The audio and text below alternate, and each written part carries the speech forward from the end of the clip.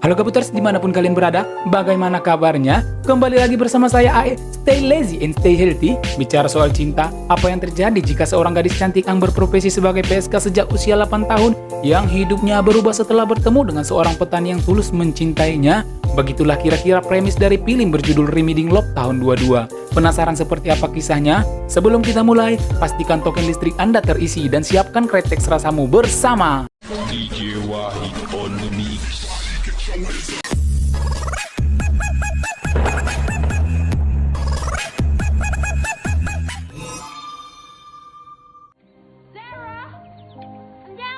Cerita akan berfokus kepada seorang gadis cantik yang bernama Sarah yang tanpa sengaja mendengar ayahnya bernama Alec mengatakan bahwa Sarah tidak seharusnya lahir di muka bumi ini. Lantas ayahnya menyiksa ibunya bernama Mae dan mengusir mereka dari rumah. Karena tidak ada satupun yang bisa dijual untuk menghidupi dirinya dan Sarah, satu-satunya cara untuk bertahan hidup adalah dengan menjual dirinya.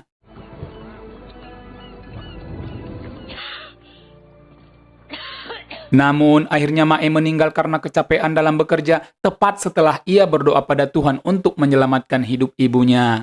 Berangkat dari hal itu, Sarah tidak pernah mau percaya pada Tuhan dan membencinya. Ia akhirnya mati rasa terhadap Tuhan. Kebingungan karena ibunya meninggal, Germo yang menjual Mae kepada pelanggan akhirnya menjual Sarah yang masih berusia 8 tahun kepada seorang pria kasar yang bernama Duke. Ini orangnya. Belasan tahun berlalu, kini Sarah tumbuh dewasa menjadi sosok wanita cantik, manis dan seksi, dan mengubah namanya menjadi Angel yang pastinya berprofesi sebagai PSK. Benar kata pepatah, pohon jatuh tidak jatuh dari buah pohonnya, jatuh-jatuh pohon-pohonnya.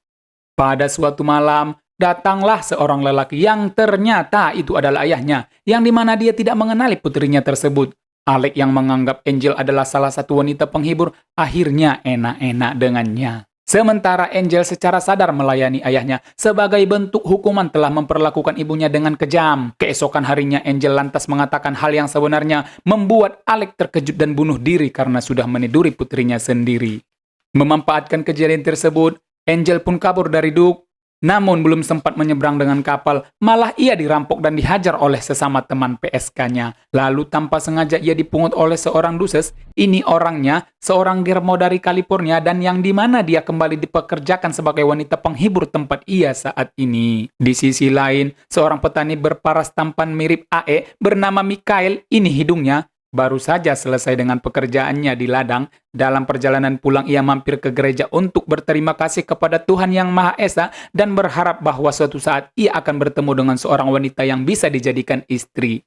Tidak butuh waktu lama Tuhan pun segera menjawab doanya. Saat Mikhail sedang mengirim hasil tani ke kota, ia melihat Angel yang sedang jalan-jalan dikawal 2 orang penjaga. Di saat itu juga Mikhail merasakan cinta pada pandangan pertama, meski ia tahu kalau Angel adalah seorang pelocor. Ia pun mencoba untuk menyewa Angel di rumah bordir milik Duses. Mikhail pun akhirnya bertemu dengan Angel yang sudah siap melayaninya dengan tubuh yang montok itu. Alih-alih tidur bersama dengan Angel, Mikhail malah mengajaknya ngobrol banyak tentang kehidupan hingga akhirnya meminta untuk menikahinya. Hal itu sontak membuat Angel bingung karena ia berbeda dengan pria nafsu lainnya. Angel pun menolak lamaran itu, namun Mikhail tidak menyerah. Ia kembali lagi beberapa malam kemudian untuk mengajak Angel menikah dan lagi-lagi Mikhail ditolak.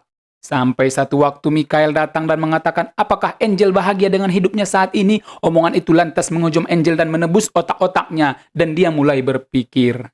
Ia lantas berniat untuk berhenti bekerja dan akan pergi untuk memulai hidup baru. Saat Angel meminta bagian dari hasil kerjanya pada Duses, 1% pun tidak ia dapat.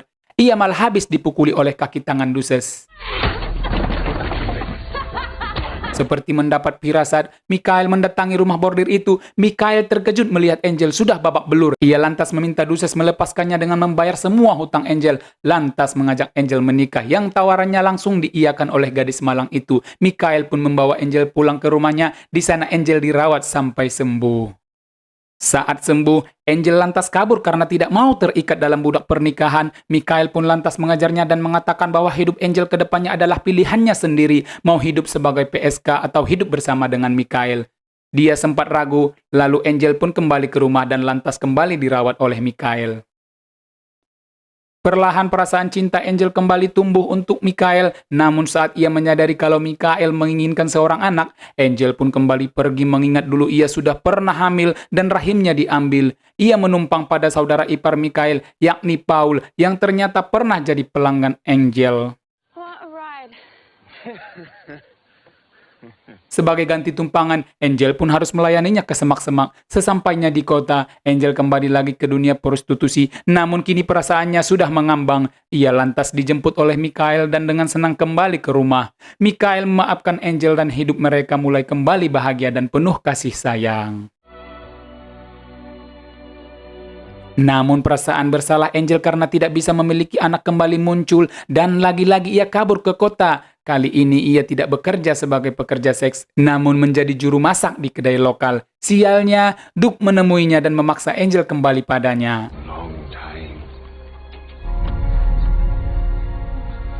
Saat akan dipaksa menghibur tamu, Angel akhirnya membongkar kebusukan Duke. Angel mengatakan bahwa Duke adalah seorang pedofilia. Oke Google, apa arti pedofilia? Menurut Halodoc, pedofilia adalah suatu bentuk kelainan seksual yang meliputi nafsu seksual terhadap anak-anak maupun remaja yang berusia di bawah 14 tahun. Seseorang yang mengidap pedofilia disebut dengan pedofil. Duke fancies little girls. Dan Angel berhasil membawa 2 anak perempuan kepada para pengunjung. Duke akhirnya diadili massa dan tewas digantung.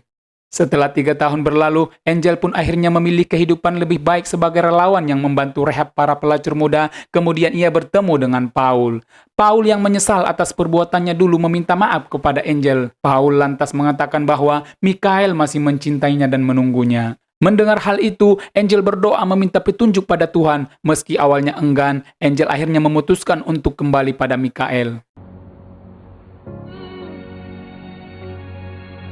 Lantas Angel akhirnya mengakui nama aslinya yaitu Sarah, yang dimana sejak ia kecil tidak pernah mengatakan kepada siapapun, hanya itu yang dia miliki satu-satunya, dan akhirnya mereka pun hidup bahagia dan juga dikaruniai anak. Tamat, ending yang mengharukan.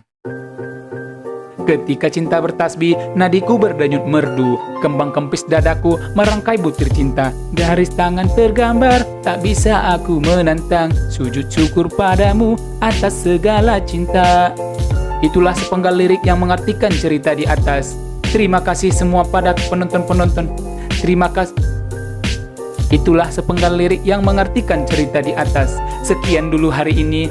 Thank you.